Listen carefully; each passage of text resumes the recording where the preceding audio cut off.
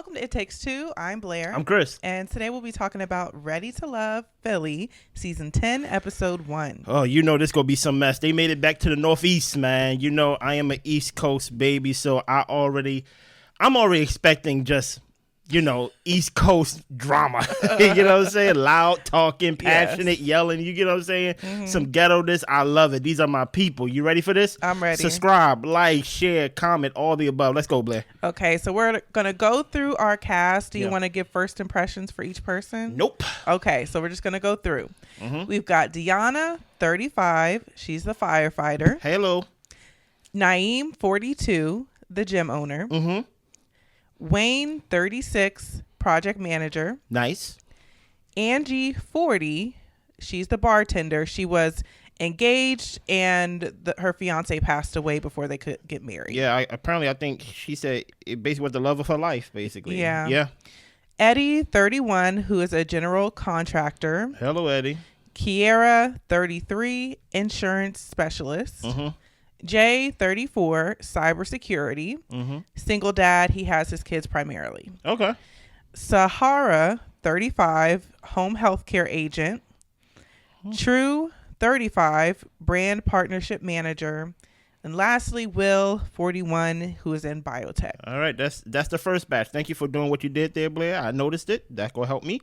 Let's continue on because I think it's kind of hard because I wanted to do a first impressions video. Okay. But I was like, it's kind of hard. You get what I'm saying? It's very hard to do first impressions on this type of show. Right. Because you just never know, especially with Tommy. Mm-hmm. So let's go. So everyone is mixing and mingling when Tommy arrives. Yeah. Y'all, they show us this wedding. I didn't feel the need for it. What? It's the first ever. I guess they're like, we're not like them other shows where these people don't fall in love and don't get married. So we're having a wedding here that Tommy's going to officiate. So, you know, they're credible. He's officiating their Ready to Love wedding. Right. You know what I'm saying? Because they're going to have the real one later. Don't do that. Okay. You know what I'm saying? So it's Cornelius and Camille from Ready to Love DC who are getting married. So congratulations to them. Angie intercepted the bouquet pass and actually snatched it from one of the other ladies when they did the bouquet throwing. Hey, I would not say she intercepted it. I say, hey, the other girl have better hands. I guess get a stronger grip. I say, hey, we both going for it, right?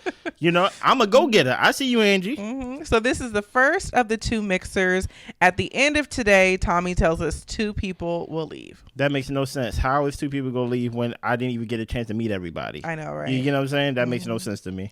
So as people are mixing and mingling, Angie is liking Wayne because he's tall. Mm-hmm. She finds him attractive. She shares that she has 10 siblings. Her parents would do everything to make things work. Yeah. And Wayne likes Angie, the fact that she's close to her family. He considers himself a mama's boy and he does want kids. He asks if she has a type and she tells him, to be honest, I find you attractive. And they exchange numbers. Now, just off of this first interaction, I know it's a mixing. So, it's a mixer rather. So, you got to, mingle. Do you think she kind of came off a little aggressive, a little, too intentional? I like that, honestly. I like making it known if you're interested in somebody. I feel like life is too short.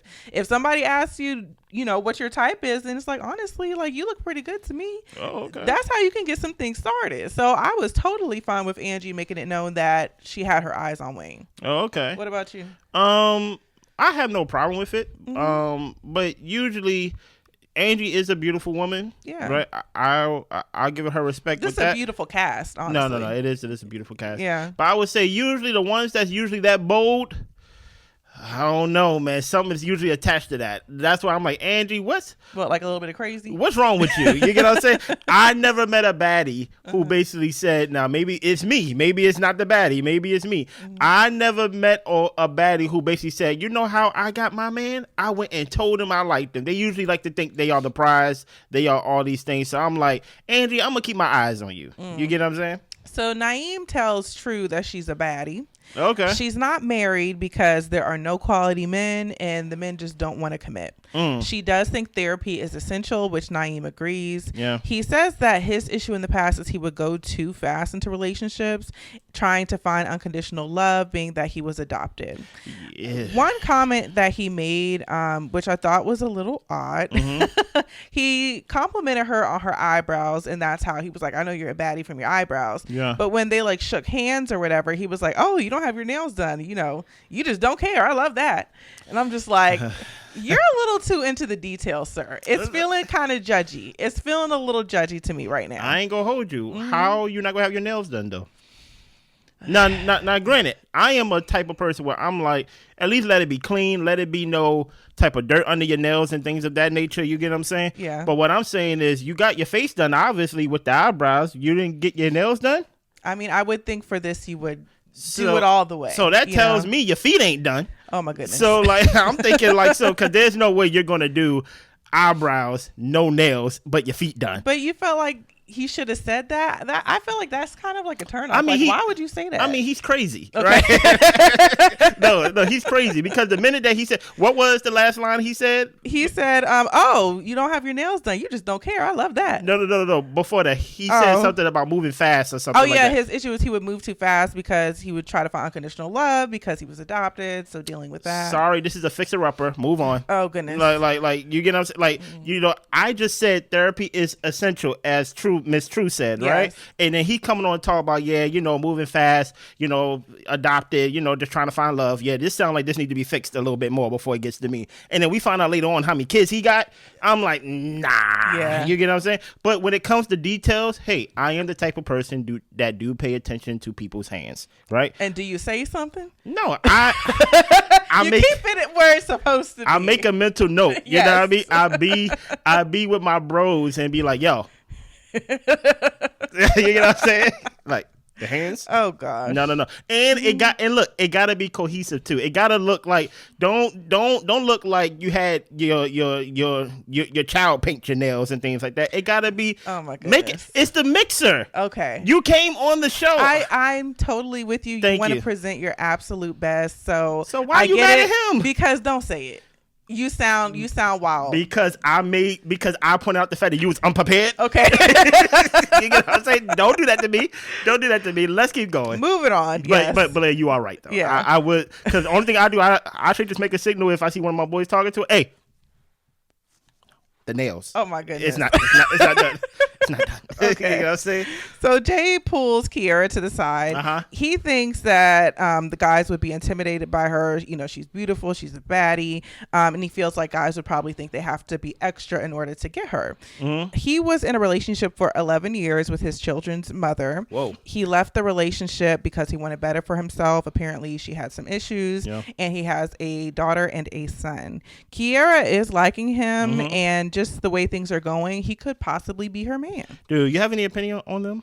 My only thought was I thought it was a good conversation, a good vibe. Like, this is the kind of way you want to click with somebody when you first meet. Yeah. You guys are definitely getting to know each other, and he's sharing information to where you can decide if that's something that you want to take or leave. You're right. So I appreciated him opening up a little bit about, like, his children and his past relationship, which everybody kind of does a little bit of that. But I like the way that Jay did it. It felt like he's kind of like on the other side of things. And I don't know if it's just his demeanor or the way that he speaks, but he just seems like he's matured from his past situation. Yeah. And I could totally be reaching. This is the first episode. It's the first episode. And then in the first episode, they didn't even get us to meet everybody. So, that is so we're definitely guessing. Yeah. I'm always taken aback whenever somebody say they got kids, because I am constantly reminded that this show, especially Ready to Love, it's older people, right? You get what I'm saying? So like whenever I hear you got 11-year-old, what, or like you got a 6-year-old, I'm like, wait a minute, how old are you? Yeah, this isn't Love Is Blind or Married at First Sight, stuff like that. So Will is talking, and he's sharing that he was married twice. Yeah, he got married after the death of his mother. That marriage lasted a year. He got married after the death of his father, and that lasted a year. So his last relationship was 5 years ago. He's talking to Sahara, and she says that she's been single for a year, but, you know, her last guy had some problems. He starts making some jokes about, did he have problems because he was rubbing it off too much or something like that, and Sahara is kind of mortified, like, what are you talking about? She wants to have kids. He says he would want kids depending on what his partner wanted. They're laughing, but the conversation is not quite clicking. It's like they're talking past each other.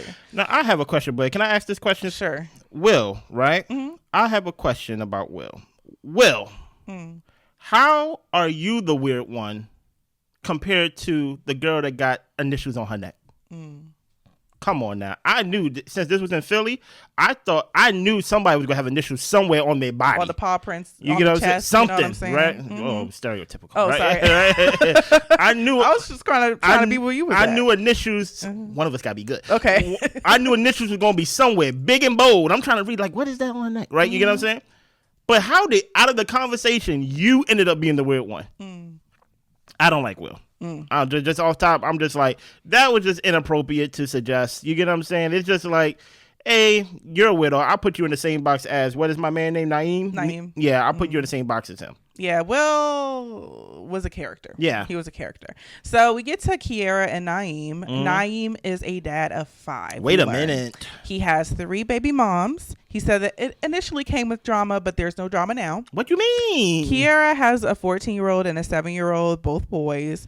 Kiera felt like his situation was a red flag, that there could be some women lingering around, maybe thinking they have something going on with him. Yeah. And I am completely with Kiera. 100%. Because I don't want to say people can't be redeemed, because I absolutely believe you can be young and just kind of free and wild and not protect yourself and end up in situations, right? Multiple situations, and bumping your head up against the wall doing the same thing multiple times. You're right. And then you're blessed with children. You know what I'm saying? So I'm not kind of like coming at him for that, but I'm just wondering, how is he managing this? Yeah. I guess, and that's something where you kind of have to get to learn the person to see if they really are managing having kids and the baby, the mother of his children and all that type of stuff, and seeing, like, is he doing it responsibly? Is he dipping it and doing it with some people? So it's just a lot of questions to where a lot of women will probably just be like, I just rather not. Yeah. And that's one of your best qualities, Blair, is that you always look for redeemable qualities, right?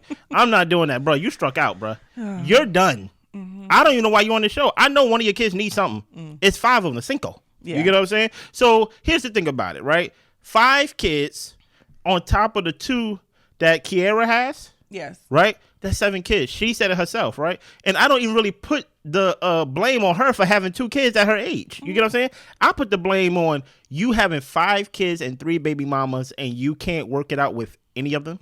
That you are to the point where you have to join Tommy's show to find love. You ain't looking for love. You're looking for a break. You get what I'm saying? And I'm like, hey, don't run away from your responsibilities, bruh. Go back, take care of them kids, take care of your baby mamas and things of that nature. Yeah, so Eddie is looking good to a lot of the women. They are hugging them and rubbing them and wanting foot rubs and all types of things. He says that he is looking for marriage. He has a 9-year-old daughter. He's talking to Deanna, and they're really catching a vibe. He likes that she's a firefighter, because to him, it seems like, you know, with that type of career, you're the type of person who will rise to the occasion. Look, I like it. And for me, Eddie, seeing him walk in initially, I might have prejudged him. I'm like, he's kind of like a pretty boy. Like, I don't know how serious he is. Like, he could probably get women outside the show. So, like, why is he here? Which is still yet to be seen. But the fact that he clicked with Deanna over something character-wise instead of physical-wise, because she's absolutely beautiful. She is. But actually, like, because he could see something in who she was as a person, I like that. I was glad that he saw her in that light. Yeah, I liked how her name Deanna, right? Yeah, Deanna. Deanna, rather. Sorry, that she played around and said that she's a stripper. You know what I'm saying? Like, you know, just like not taking it too serious. You get what I'm saying? Just to see what his reaction is, and I like the fact that he was polite about it. Oh, yeah. Well, you know what I mean? Listen here, man. It's hard being someone like Eddie, because you're tall, you got a full beard, you got long hair. You get what I'm saying? It's just, look, I just beat them off with a stick. You know what I'm saying? But no, I think a lot of people like Eddie because truth be told, I think a lot of guys going to self-sabotage themselves. Oh, absolutely. So like, I think truth be told, the goal for day one, whenever you're on one of these shows at Tommy's Mixer, don't self-sabotage. Exactly. Don't be Will. Keep your foot out your mouth. Exactly. So keep your foot on the ground. I think truth be told, Eddie make himself be seen more than like heard. You know what I'm saying? Yeah. So he could just, so you could just see me and we just vibe. Mm-hmm. So, Eddie cool. Yeah. So Will is sharing his story about being married to multiple women, to more women. Mm-hmm. And Kiera says that she just can't feel the depth with him. Everything he says is kind of like a joke. Mm-hmm. So it's not connecting. True and Jay talk. She wants someone to build a family and a life with. Mm-hmm. Jay talks about how he did the serious relationship and then he was single, so he kind of did the player thing. Mm-hmm. And True really seemed to latch on to that to the point where she called him a hoe a couple times. Wait a minute. You don't know me. A couple times. Mm-hmm. Jay wasn't feeling the questioning from True and her calling him a hoe, so it was a wash. It wasn't going that already lets me know, like, True, mm-hmm. Hey, listen, what church meeting you skipping to be here? You get what I'm saying? We all got a pass here and we're at a mixer. Why are you calling me out my name? You just learned my name. Dude, you get what I'm saying? My name is Jay. Yeah. And you over here calling me a hoe. See, that's the thing about it, right? Here. I'm not saying that he is or he's not, right? But the same way as you got on Naïm about, hey, don't mention that girl's nails, even though it's not done, but her eyebrows done. Kind of strange, right? I don't think if we go flip it, I don't think that women should lead with those type of nouns or adjectives to like describe someone of who they think he is and things of that nature. You get what I'm saying? Absolutely. Like, keep it to yourself. And I think the vibe that I was getting with True is I felt like she was coming off a little too critical. Mm-hmm. And I felt like you're here to get to know these people, to gather information on what works best for you. You're not here to tell people about themselves. No. Like, that's not your purpose. Like, they're going to be who they are. And if you feel like he was a hoe, keep it in your head. Keep it in your head. And talk to somebody else. Yeah. So Tommy talks to Will and Eddie, mm-hmm. and they're trying to decide who's going to be in the bottom two mm-hmm. from the women. And they say that Angie, caught their eye as well as Deanna. A few guys said Deanna as well as Kiera. Yeah. The ladies were all feeling Eddie. His name was said a lot. Yeah, it was. But Sahara felt like she was kind of rough around the edges. She kind of gave too much of the city vibe. And True was too professional. It felt like an interview. Two extreme cases. Listen here, I'm sorry. I'm biased. I'm going to eliminate, or at least try to eliminate, the girl that got the initials on the neck. Yeah. Even if it is her initials. Mm-hmm. I'm like, why is it that big? You get what I'm saying? Make it small. Make it. It just came off as if it's like you are starting in the negatives already before you open your mouth. And you will have to be an amazing person at first meet for me to bypass the big initials on your neck. You get what I'm saying? And the ladies are not feeling Naïm or Will. And listen here, I understand both of them, to be honest. Yeah. So the bottom two guys, Will and Naïm, mm-hmm. bottom two ladies, Sahara and True. Yeah. So Tommy tells them that Will is not ready to love and Sahara is not ready to love. But Tommy has a curveball. Yeah. And he doesn't think it's fair to eliminate anyone without meeting the other 10 participants. Mm-hmm. So Will is down to meet them, and Sahara tells the men she is not effing with anybody behind her. She wants the next 5. So no one's eliminated. No one is eliminated. So what's the point of this, Tommy? No, Tommy, let me tell you this right now, brother. I forgot how many episodes is in Ready to Love because we did this last season and things of that nature. But I'm not going through these Tommy curveballs every episode to where you go eliminate them and then you don't eliminate them. And then it's like you made her basically disqualify every guy back there. So they're not going to choose her already. Right. And then on top of that, like, why are you going to expose how I feel about someone, like, and then not eliminate them? Yeah. Now they stuck in the house like, y'all ain't really feeling me. Well, yeah, you know what I mean? Now, Will, I got to talk to you before we out of here. Mm-hmm. They chose the 5 kids, 3 baby mamas over you. I was shocked.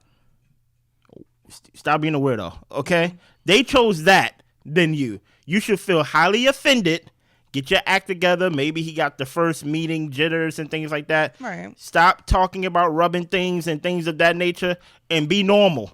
You get what I'm saying? And just, I think the biggest like kind of takeaway I have from this, which is definitely hard to do, you know, on TV in front of strangers and everything, but like let the focus be the other person. Like really get to know who it is you're talking to, and allow them to ask you the questions and share, you know, just enough information. But all of this, like, you know, comedian type stuff and trying to be the life of the party or whatever the case is, it just looks over the top and not genuine. You misread. And I think that's what a lot of the women were pretty much gathering, that it doesn't feel real. Like you're doing a show right now. And I was kind of wanted to share my thoughts about like the other bottom picks, like Naïm. I felt like Naïm should have been the one to not stay. Yeah. It just seems like he might be in a sticky situation.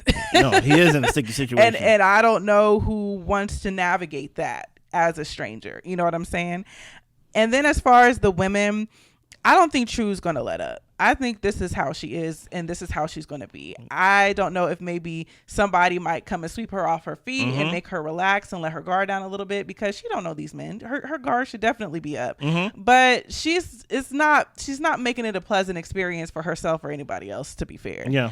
And then Sahara is just, you know, she's a around the way girl.